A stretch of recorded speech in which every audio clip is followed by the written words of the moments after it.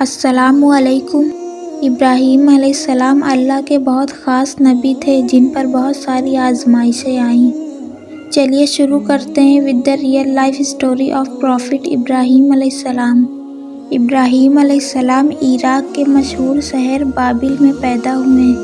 ابراہیم علیہ السلام کے باپ بتوں کو تراش کر بیچتے اور خود بھی بتوں کی عبادت کرتے تھے۔ ابراہیم علیہ السلام نے اپنے باپ اور اپنے قوموں سے فرمایا کہ تم کس کی عبادت کرتے ہو؟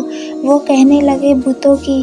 ابراہیم علیہ السلام نے فرمایا جب تم بتوں کو پکارتے ہو تو کیا وہ سنتے بھی ہیں یا وہ تمہیں کوئی نفع اور نقصان بھی پہنچا سکتے ہیں؟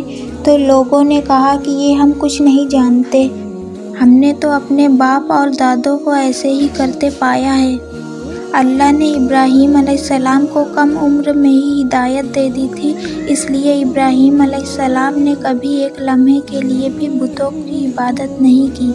ابراہیم علیہ السلام نے اپنے باپ کو سمجھانے کی بہت کوشش کری اور فرمایا ابا مجھے ایسا علم ملا ہے جو آپ کو نہیں ملا، اس لیے میرے ساتھ ہو جائیے، میں آپ کو سیدھا راستہ دکھاؤں گا۔ ابا شیطان کی عبادت نہ کیجیے، بے شک شیطان اللہ کا نافرمان ہے۔ ابا مجھے ڈر لگتا ہے کہ آپ کو اللہ کا عذاب نہ آ پکڑے کہ آپ شیطان کے ساتھی نہ ہو جائیے۔ ان کے باپ نے جواب دیا اے ابراہیم تو میرے معبود سے فرا ہوا ہے، اگر تو باز نہ آیا تو میں تجھے سنسار کر دوں گا، تو مجھ سے دور چلا جا اور کبھی نظر نہ آئے۔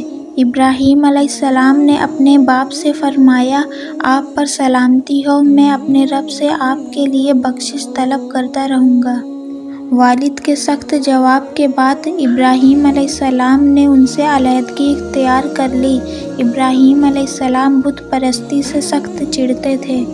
عید کے دن ان کی قوم کے لوگ کھانا پکا کر معبودوں کے سامنے رکھتے، پھر شہر کے باہر ایک میدان میں اکٹھا ہوتے، وہاں کھیلتے کودتے اور خوشیاں مناتے۔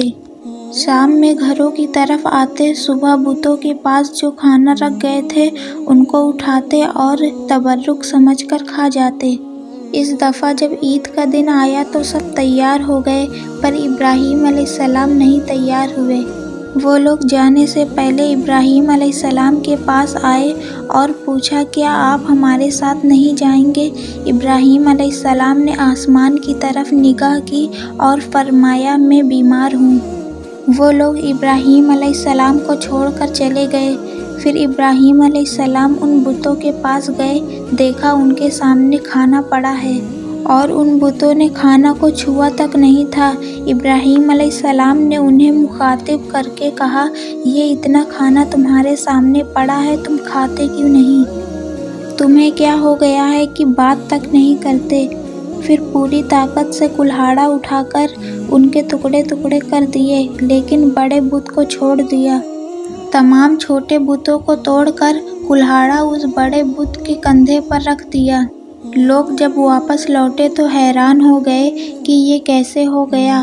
قوم کے لوگوں نے مشورہ کیا کہ سب کو جمع کرو اور ابراہیم کو بلاؤ اور اسے سزا دو۔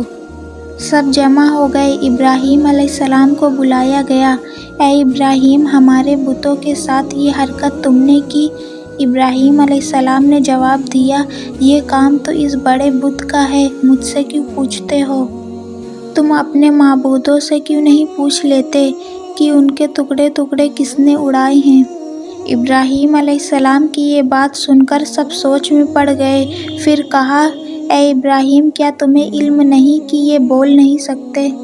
اب ابراہیم علیہ السلام نے فرمایا تم اللہ کے سوا ان کی عبادت کیوں کرتے ہو جو تمہیں کچھ بھی نفع نہ دے سکے اور نہ ہی نقصان پہنچا سکے؟ تعجب ہے تم پر اور ان پر بھی جن کو تم اللہ کے سوا پکارتے ہو، تم ان کی پوجا کرتے ہو جن کو تم اپنے ہاتھوں سے تراشتے ہو۔ کیا تم میں عقل نہیں؟ لیکن سب کچھ سمجھنے کے بعد بھی وہ لوگ اپنے کفر پر ڈٹے رہے اور ابراہیم علیہ السلام کو سزا دینے کا فیصلہ کر لیا۔ پھر ان لوگوں نے ایک میدان میں کئی دن تک خوب ساری لکڑیاں جمع کی اور اس میں آگ لگا دی۔ جب آگ خوب بھڑکنے اٹھی تو انہوں نے ابراہیم علیہ السلام کو رسیوں سے باندھ کر اس آگ میں ڈال دیا۔ اس وقت ابراہیم علیہ السلام نے یہ دعا پڑھی، حسبنا اللہ و نعم الوکیل، میرے لیے اللہ کافی ہے اور وہی بہترین کارساز ہے۔ اللہ نے آگ سے فرمایا، اے آگ ابراہیم پر ٹھنڈی ہو جا اور سلامتی والی ہو جا۔ چنانچہ جب ابراہیم علیہ السلام کو آگ میں ڈالا گیا تو وہ ٹھنڈی ہو گئی۔ آگ بھی اللہ کے حکم کے بغیر نہیں جلا سکتی، اس لیے کیونکہ وہ بھی اللہ کی مخلوق ہے اور اس کی قدرت بھی اللہ کے پاس ہے۔ اس لیے جب آگ کو اللہ کی طرف سے ٹھنڈی ہونے کا حکم ہوا تو وہ ٹھنڈی ہو گئی۔ آگ نے نہ ابراہیم علیہ السلام کے کپڑے جلائے اور نہ جسم کا کوئی حصے کو نقصان پہنچایا، صرف وہ رسیاں جلائیں جس سے آپ کو باندھا گیا تھا۔ تو یہ تھا ابراہیم علیہ السلام کا واقعہ۔ آگے کی سٹوری جاننے کے لیے نیکسٹ پارٹ میں ملتے ہیں۔ اگر آپ کو پروفٹ سیریز میں انٹرسٹ ہے تو میرے چینل کو سبسکرائب کر لیجئے۔